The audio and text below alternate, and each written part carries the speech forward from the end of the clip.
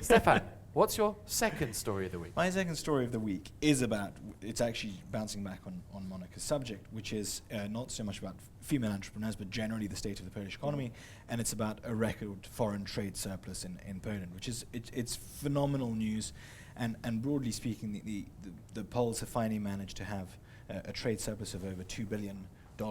So what that means is that our exports have been larger than our imports, which is reflective of generally a robust, anti-fragile, and solid economy. And something that's don't growing. tell Donald Trump about that, by the way. He'd like to have a surplus. America first, Poland second, right? Oh. America first and Poland afterwards. Yeah. But the point is, the Polish economy has grown by 3.9%, so it bounces back very neatly on what Monica's been saying. And here is the thing, and I think that's really the most important thing for me this week, and it bounces back very neatly on this event that I was doing with BGK in London. The state of the Polish economy is in phenomenal condition.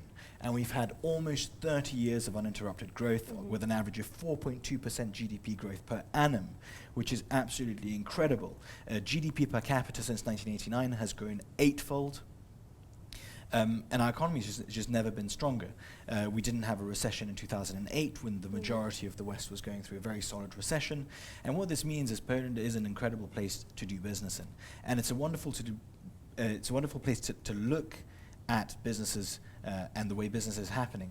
And it's one of these things where, if you're interested in economics, it's one of these places where it's a sort of beautiful training ground where you can see every single shift that happens in economics, it has an effect. It's like a domino. So you push a domino and the next domino will fall. And because Poland is still a relatively underdeveloped place in comparison to the West, it's still got a lot of catching up to do. You can see those effects in economics very neatly, and it's beautiful to watch. If you're interested in broader economics, it's a very beautiful process to watch. And it's a phenomenal place to invest, to do business in, and just to make money in. The thing which always amazes me is it didn't have to be this way. It's because people took the right decisions. And obviously, a lot of bad things had to happen. It wasn't an easy process like anyone's personal growth. But it could have gone another way. Poland could have ended up in this, basically middle, lower middle country state. For sure. Potholes in its roads. And to put it in numbers for you, in 1991, Polish GDP per capita was lower than not only Ukraine, but it was lower than Gabon and Suriname, which is absolutely insane. Wow. And if you compare Poland to Ukraine today, I mean, obviously you can see that the right decisions were taken. And you can criticize the transformation, the economic transformation, as there's a lot of things that weren't done entirely right.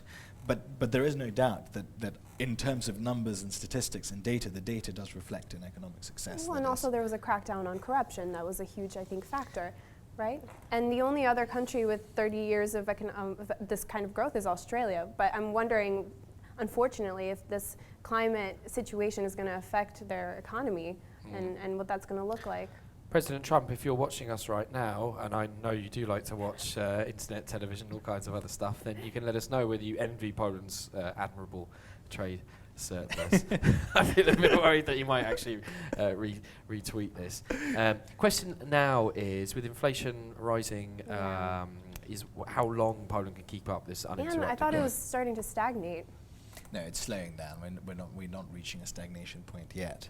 But you seem very hopeful, though, that it's going to start up again. No, obviously it can't continue forever. Right. Nothing continues forever. We can only hope. It's a pretty safe bet to sort of bet on a recession eventually coming. If you keep predicting a crash, eventually you'll be right. Eventually you will be right. Well, in the long run, a broken clock is right twice a day, right? So guys, remember, if you are interested in the state of Poland's economy, you can actually see a fascinating podcast, which I highly recommend, with our editor-in-chief, Dagmara Leszkowicz, which is on the First News website with our good friend John Beecham, who's the voice of the Warsaw Metro, by the way. He is. And he does a podcast with Dagmara where they look at the fundamentals of the Polish economy and answer that question of where is the Polish economy going. So if you were a Polish-American entrepreneur and you were looking at maybe setting up a company in America, Monica, I think, has done a good job of explaining why you should come here in Poland, and Stefan's given a very good reason why you can see a lot of optimism in the economy, the fundamentals, and of course the growth that we have left over.